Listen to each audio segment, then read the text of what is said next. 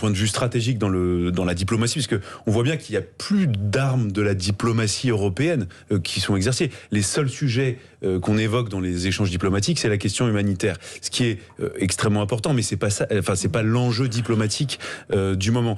En revanche, la dernière cartouche qui reste quand même au président Zelensky, c'est Joe Biden. Ce sont les Américains qui, globalement, eux, continuent d'enchérir. Il continue de livrer des quantités d'argent assez impressionnantes. Joe Biden a encore annoncé, je crois que c'était hier ou avant-hier, une rallonge de 500 millions de dollars. Il y a des livraisons... D'aide budgétaire directe.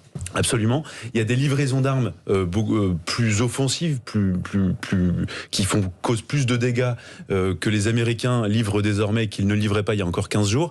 Et donc, la seule puissance qui est encore en train d'augmenter ses capacités, ses livraisons et son aide, ce sont les États-Unis, pour des raisons aussi qui sont différentes, parce que les États-Unis ont un intérêt final qui est quand même pas tout à fait le même que le nôtre. Ça c'est sûr. Non, on voit bien, ça a déjà commencé, puisque les États-Unis proposent de nous fournir beaucoup plus d'énergie à nous, Union européenne. Donc, c'est un autre sujet, mais on passe d'une dépendance à une forme de dépendance différente.